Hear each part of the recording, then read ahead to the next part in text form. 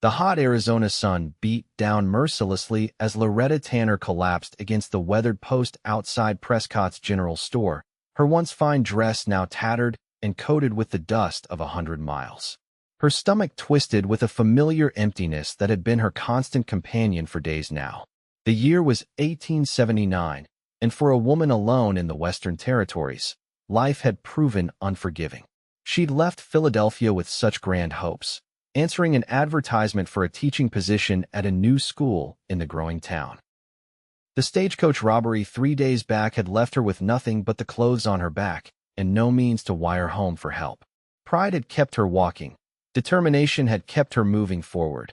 But human frailty finally won out as she slid down to the wooden boardwalk, her vision swimming with black spots. Miss? Miss, can you hear me? A deep voice cut through the haze of her consciousness. Loretta blinked, trying to focus on the figure kneeling before her. Sun-bronzed skin, concerned blue eyes, and a strong jawline came into view. I'm fine, she managed unconvincingly, attempting to stand before her legs betrayed her once more. You don't look fine, the man said, his voice laced with concern. He wore dusty riding clothes and a wide-brimmed hat pushed back on his head. When's the last time you ate something? The kindness in his voice nearly undid her. I can't recall exactly. Without another word, he helped her to her feet, his strong arm around her waist supporting her weight. Name's Quinn Xavier, madam. Let's get some food in you before you fall over for good. He guided her into the bakery next door where the warm, yeasty aroma of fresh bread made her stomach clench painfully. The baker, a portly man with flour dusting his apron, looked up as they entered. Got yourself a situation there, Quinn? The baker asked, eyeing Loretta's disheveled appearance. This lady needs something to eat, Frank. Whatever's fresh and filling. Quinn helped Loretta into a chair at a small table near the window. I have no money, Loretta whispered, mortified. I didn't ask if you had money, Quinn replied simply. He turned to the baker.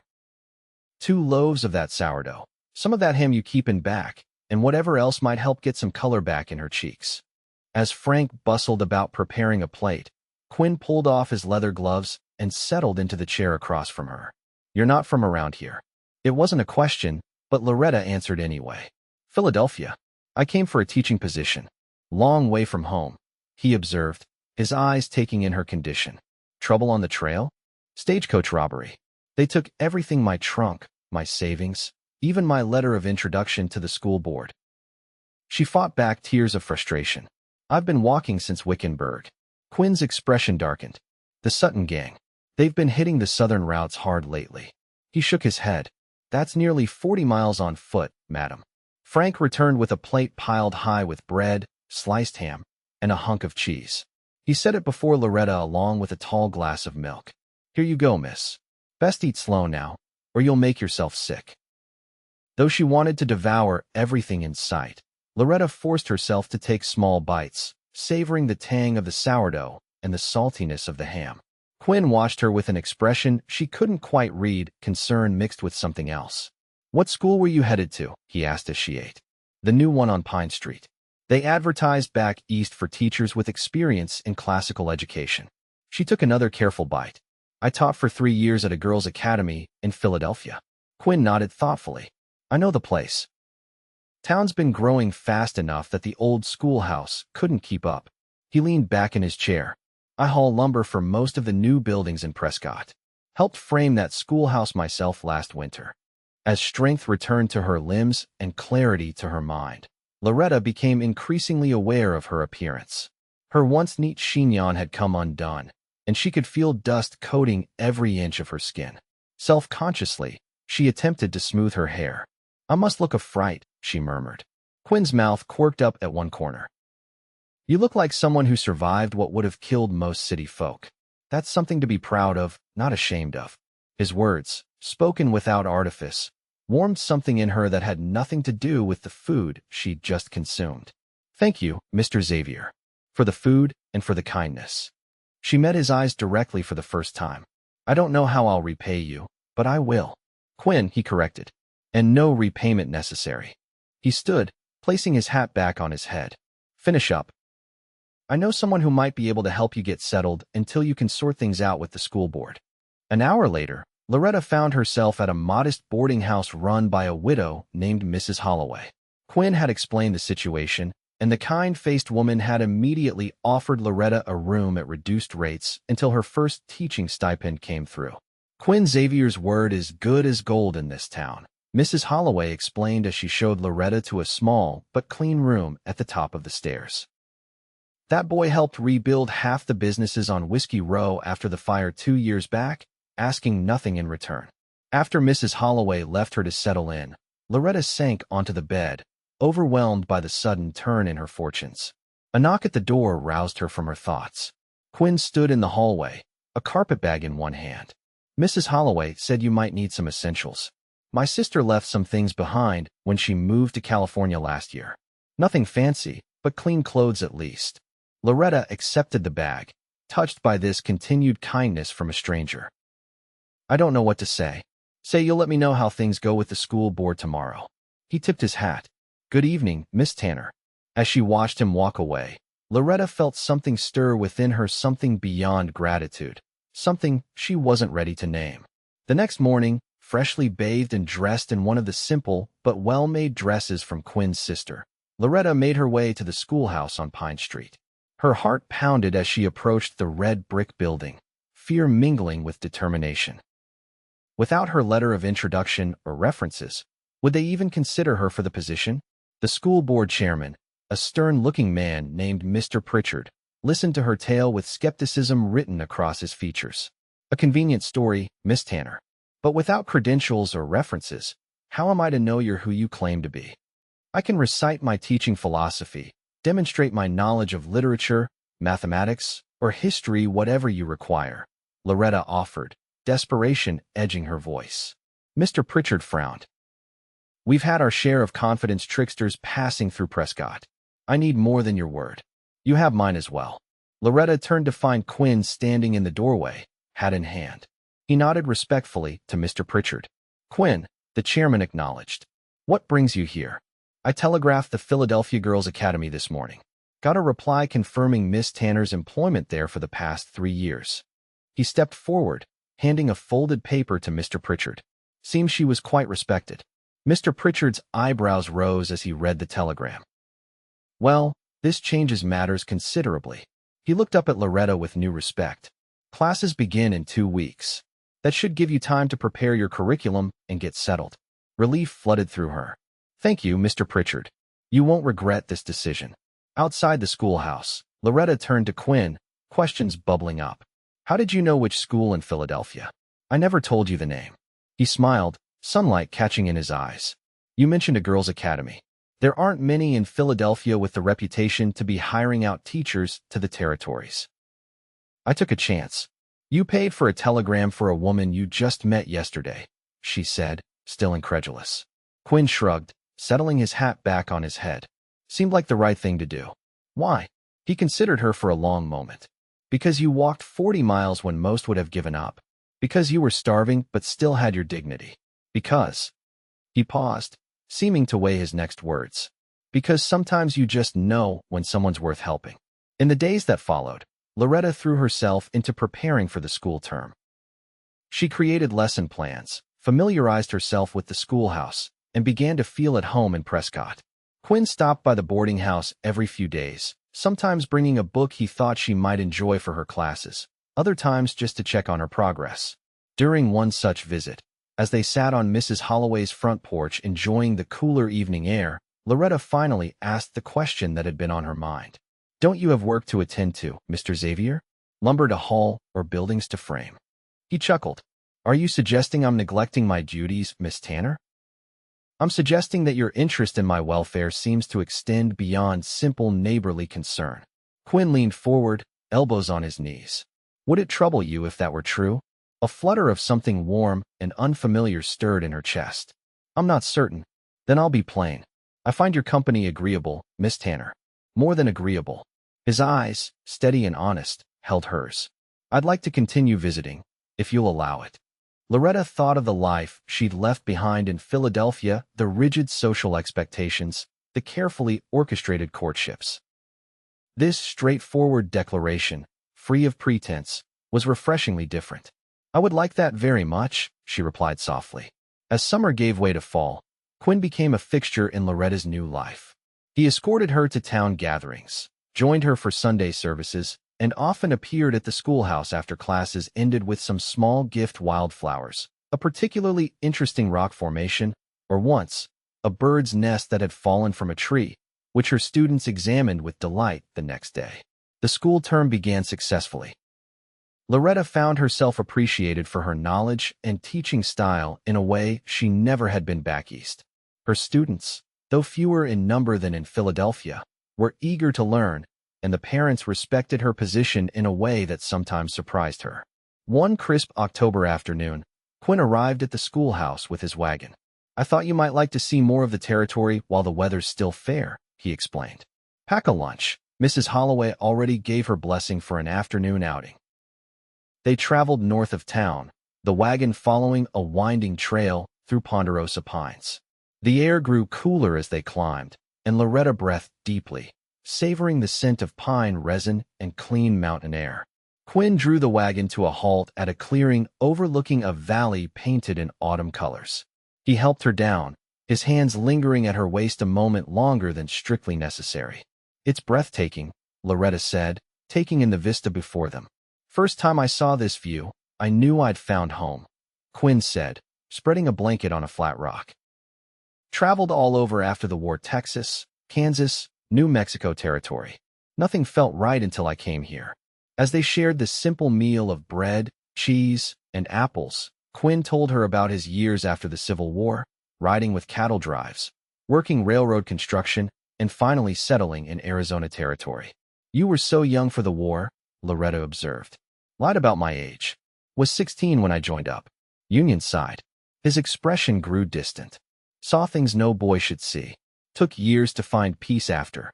Impulsively, Loretta reached out, covering his hand with hers. And have you? Found peace? His eyes met hers, intensity burning in their blue depths. More with each passing day. The air between them changed, charged with unspoken feelings. Quinn gently tucked a strand of hair behind her ear, his fingers grazing her cheek. May I kiss you, Loretta? He asked, his voice rough with emotion. Her heart hammering, she nodded. His lips met hers with gentle reverence that quickly deepened into something more urgent. When they finally pulled apart, Loretta felt as though the ground had shifted beneath her. The weeks that followed were filled with a happiness Loretta had never known. Quinn courted her properly dinners at the hotel restaurant, walks through town, and chaperoned visits at Mrs. Holloway's parlor. Yet there was nothing conventional about their growing relationship.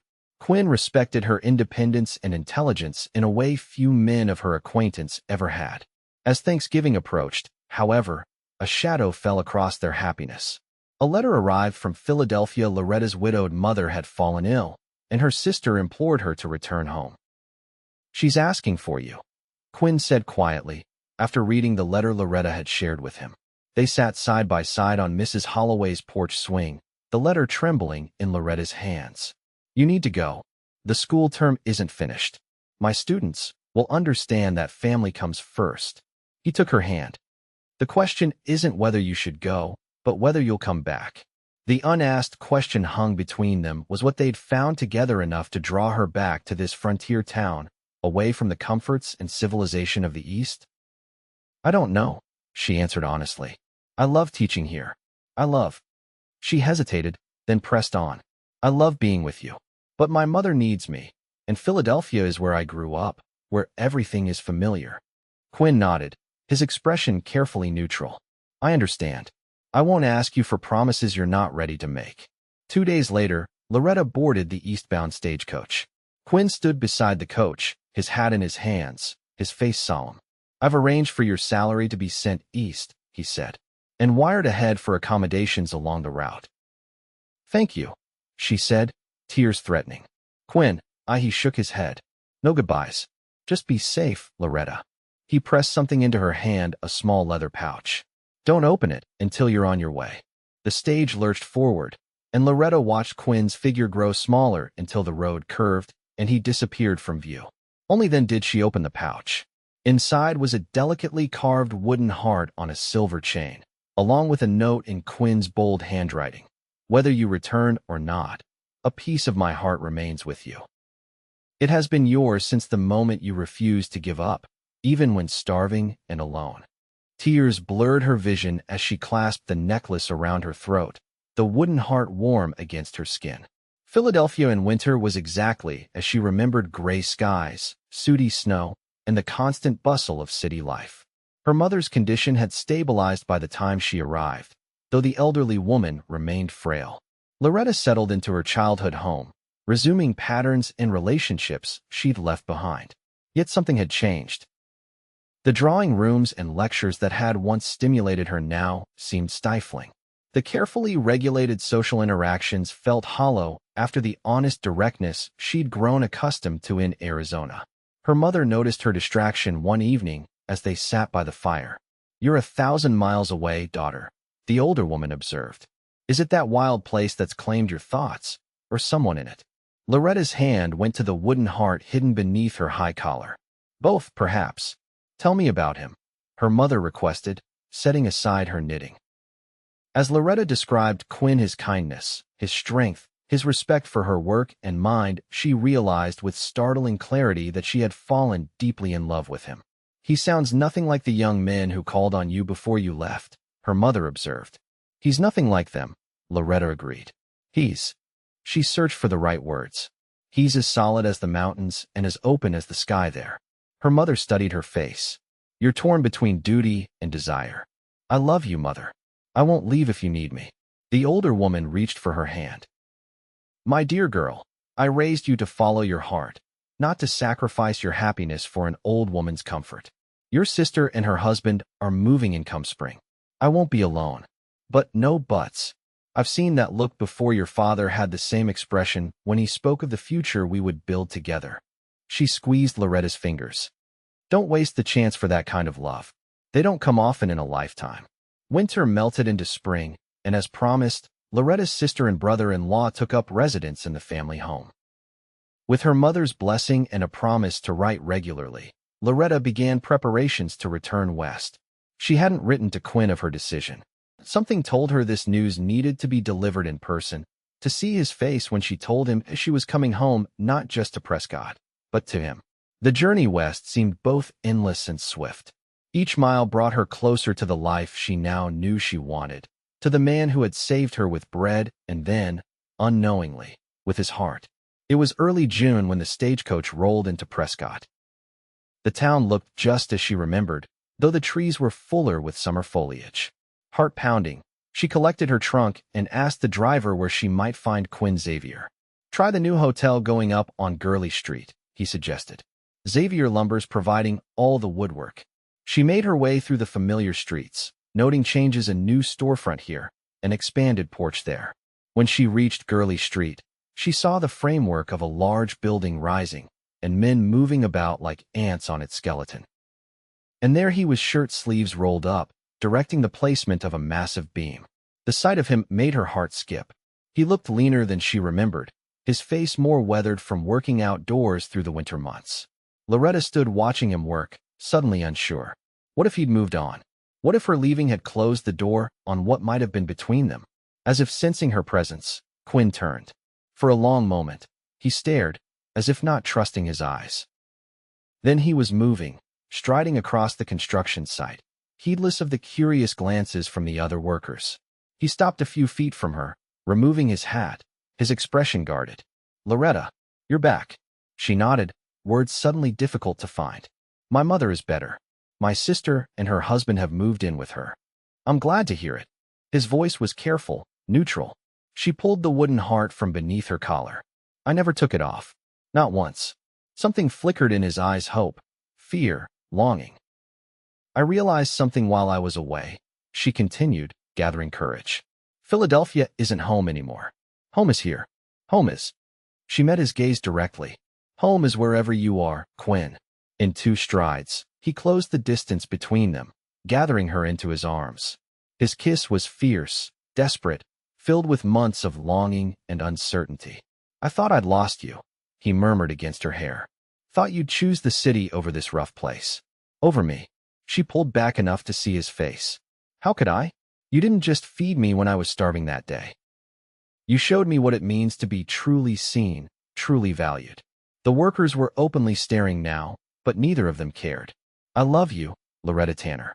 Loved you since I found you half collapsed on that boardwalk. And I love you, Quinn Xavier. Enough to choose this life, this place, this future with you. He kissed her again, then rested his forehead against hers. I built something while you were gone. A house, just outside town. Nothing fancy, but room enough for a family someday. If you wanted. Are you asking me something, Mr. Xavier? She teased, joy bubbling up inside her. He stepped back, then to her astonishment, dropped to one knee right there in the dusty street. I am. Marry me, Loretta. Be my wife, my partner, the mother of my children someday. Yes, she said without hesitation. 1,000 times yes. They were married in the schoolhouse on Pine Street 3 weeks later, surrounded by Loretta's students and the townspeople who had become her friends. Mrs. Holloway wept openly, claiming she'd known all along they were meant for each other. That evening, Quinn brought her to the house. He'd built a sturdy 2-story structure nestled among ponderosa pines, with a wide porch and windows that caught the setting sun.